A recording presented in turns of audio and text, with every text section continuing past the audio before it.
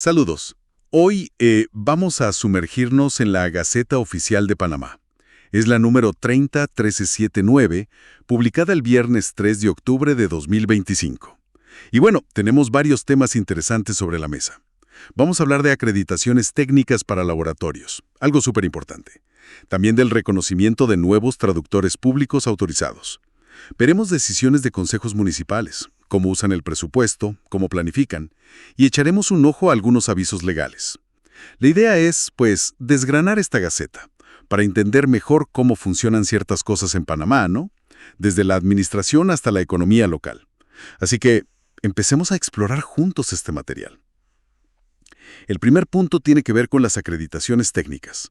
Estas las otorga el Consejo Nacional de Acreditación, el CNA. Básicamente, es el reconocimiento oficial de que un laboratorio sabe hacer su trabajo, ¿verdad? Exacto. Es confirmar que tienen la competencia técnica para hacer, digamos, ciertas pruebas o calibraciones específicas. Y no es cualquier cosa, se basan en una norma internacional súper reconocida, la ISO IEC 17025. Ah, la versión panameña, la DGNITI Copanit. Esa misma. Tener esta acreditación significa que los resultados que emite ese laboratorio son fiables, son técnicamente válidos. Y el SENA, bueno, es la entidad del Estado que, según la Ley 23 de 1997, tiene la autoridad para dar esa garantía de calidad, por así decirlo. Entendido. Pues mira, la primera resolución que aparece es la N26. Esta se refiere a Promoción Médica, SA o PROMED. Les mantienen la acreditación. Pero además, y esto es notable, les amplían el alcance como laboratorio de calibración. Tienen el código L036 y están acreditados desde 2012. Sí, y aquí es donde se pone interesante, de verdad. El alcance de PROMED es, wow, impresionante. Por la variedad y lo específico que es, calibran equipos en áreas como fotometría. Piensa en espectrofotómetros, esos aparatos que miden luz en los laboratorios. Ajá. También en masa. Y aquí va desde balanzas analíticas que pesan microgramos, imagínate, hasta básculas industriales que pesan toneladas. O sea, calibran básculas de camiones, por ejemplo. ¿Qué nivel? Y no solo eso. Presión, incluyendo los esfigmomanómetros, los aparatos para medir la presión arterial que todos conocemos. Cubren también electroacústica, como audiómetros para pruebas de oído. Tiempo y frecuencia, ahí entran cosas como monitores multiparámetro o centrífugas de laboratorio. Potencia y energía eléctrica, súper importante para equipos médicos como electrobisturís o desfibriladores. Una lista enorme. Y espera, que hay más. Volumen. Calibran desde las micropipetas chiquititas de laboratorio, buretas, matraces, hasta recipientes volumétricos metálicos grandes, de 19 o 20 litros. Realmente es una cobertura muy extensa. Y mencionaste una ampliación en esta resolución. ¿Qué áreas nuevas cubre? Exacto. La ampliación reciente es en áreas súper clave. Por un lado, química. Ahora pueden calibrar medidores de pH y de conductividad eléctrica del agua. Y por otro lado, temperatura. Amplían para cubrir hornos, baños termostáticos, cámaras ambientales, termómetros de todo tipo, digitales, de vidrio, incluso termohigrómetros. Ajá. Esto sugiere, ¿no?, que PROMED está reforzando su capacidad para dar servicio a sectores como el farmacéutico, el alimentario y, por supuesto, el sector salud, donde todas estas mediciones son críticas. Claro. Y un detalle técnico importante, la resolución menciona para cada tipo de calibración la incertidumbre expandida. Esto básicamente te dice qué tan precisa es la calibración, cuál es el margen de error. Es una muestra del rigor técnico que manejan. Queda clarísimo el nivel de detalle y exigencia. Bueno, pasemos a la siguiente, la resolución NV-7. Esta es sobre Water and Wastewater Treatment, SA. Aquí la cosa es un poco diferente. Se mantiene la acreditación, pero también hay una ampliación y, ojo, una reducción del alcance. Y en este caso es como laboratorio de ensayos, no de calibración. Están acreditados desde 2009, código LE021. Efectivamente. Este laboratorio se dedica a analizar la calidad del agua. agua potable, aguas residuales, aguas superficiales como ríos o lagos. Mantienen acreditados un montón de ensayos físico-químicos que son, digamos, el pan de cada día en este campo. Sólidos suspendidos, totales disueltos, la demanda química de oxígeno, DQO, la biológica, DBO, aceites y grasas, pH, conductividad, turbidez. Lo básico para saber si el agua está bien o no. Exacto. También metales como hierro, nutrientes como nitrógeno y fósforo, dureza, alcalinidad. Y, por supuesto, análisis microbiológicos, coliformes totales, fecales, bacterias heterótrofas. Son análisis fundamentales para el control ambiental y para proteger la salud pública. Entendido. ¿Y los cambios? Mencionaste ampliación y reducción. ¿Qué significan en este caso? Pues mira, los ajustes son lo más llamativo aquí.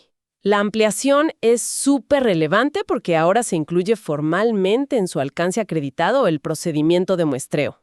¿Cómo así? Tomar la muestra. Exacto. Cómo recoger la muestra de agua, cómo preservarla para que no se altere y cómo transportarla al laboratorio.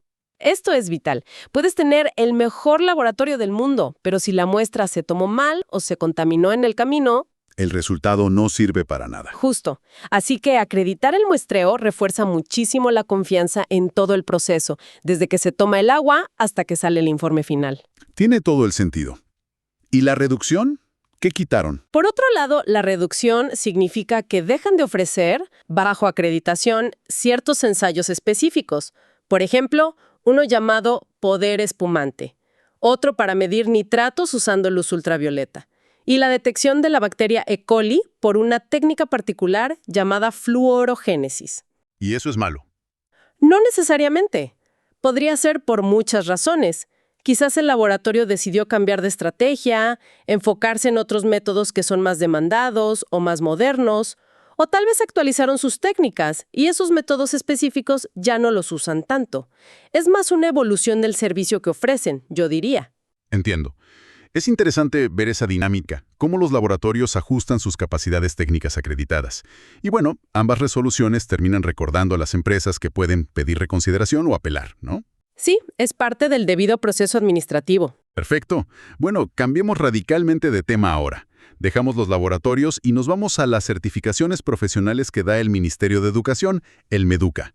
Aquí tenemos un bloque de 4 resoluciones. Van de la 4766 TPA a la 4769 TPA. Todas reconocen a nuevos traductores públicos autorizados para trabajar con inglés y español. Los nuevos traductores son Ámbar Carolina Larroche Moreno, Edmin Joel del Río Riquelme, Fanny Lorena Navarro Ortiz y Karina Muriel Carrillo Cisneros. ¡Qué bien por ellos! Esta figura del traductor público autorizado es fundamental en Panamá. Son los únicos profesionales que tienen la facultad de traducir documentos que necesitan tener, digamos, fe pública. ¿Cómo? ¿Qué tipo de documentos? Pues mira, piensa en certificados de notas o diplomas para estudiar fuera, contratos que se van a usar en trámites oficiales, documentos legales para un juicio, actas de nacimiento o matrimonio, cualquier documento que necesite una validez oficial ante las autoridades o terceros. Ah, claro.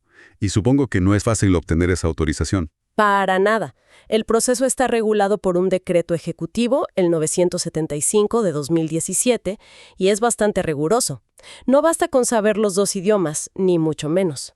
¿Qué implica entonces? Bueno, primero hay que hacer una solicitud formal, generalmente a través de un abogado. Luego, presentar un montón de papeles. Cédula, certificado de nacimiento, récord policivo para demostrar que no tienes antecedentes penales. Y lo más importante, hay que pasar unos exámenes bien exigentes que pone el MEDUCA. Estos exámenes evalúan todo: la expresión oral en ambos idiomas, la capacidad de traducir textos de español a inglés y viceversa, la interpretación simultánea o consecutiva, la redacción, la gramática, la sintaxis, hasta la ortografía. Suena completo. Lo es. Y de hecho, si miras las resoluciones, estas 4 personas obtuvieron calificaciones altísimas. Hablados de 97 sobre 100, 95.7, una sacó 100 de 100, 93.8. Eso te da una idea del nivel que se exige. Definitivamente. Una vez que te reconocen, te dan una tarjeta de identificación y tienes que registrar tu firma y tu sello oficial en el ministerio. Pues felicidades a estos nuevos profesionales. Bueno, y ahora, demos un salto a la gestión municipal.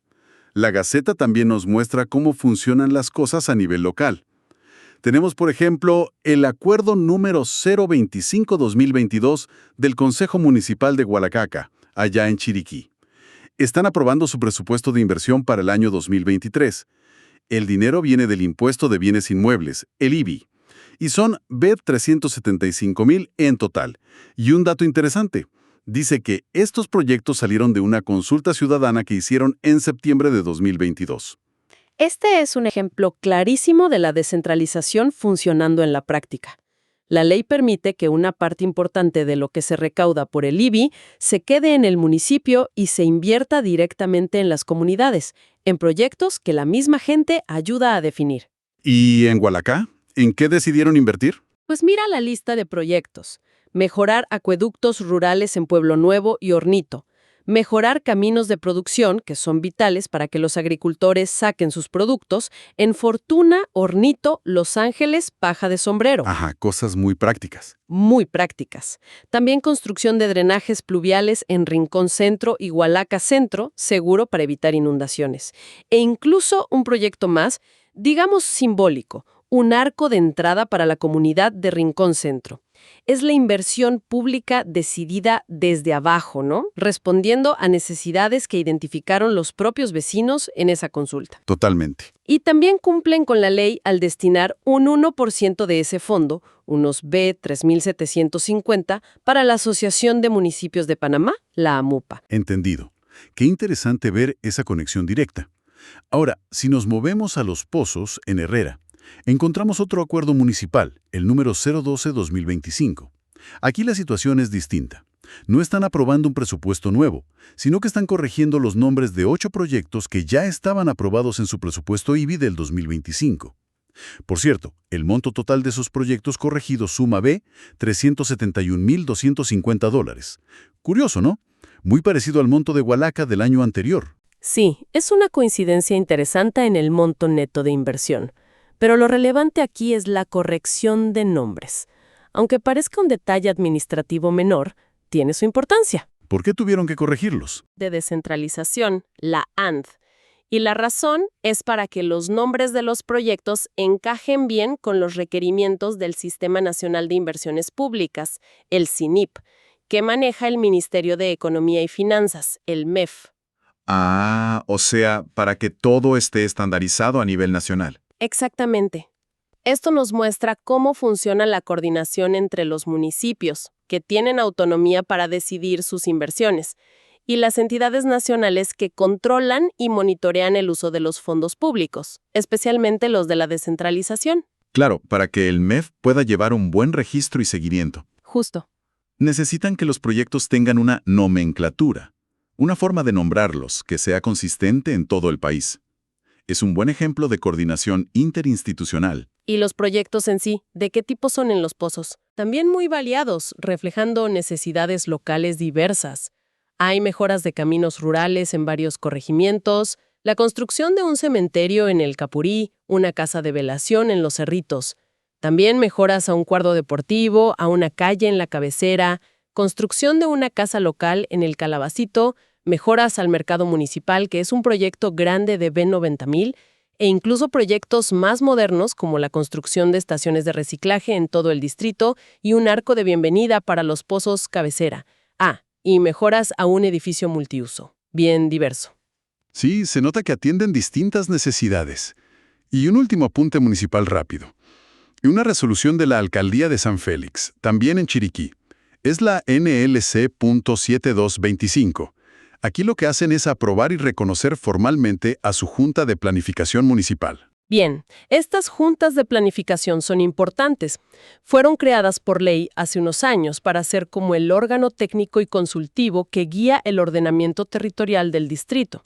O sea, cómo se usa el suelo, hacia dónde crece el pueblo, dónde poner zonas industriales, residenciales, de protección. ¿Y quiénes forman parte de esa junta? Lo interesante es su composición mixta, que busca integrar varias visiones.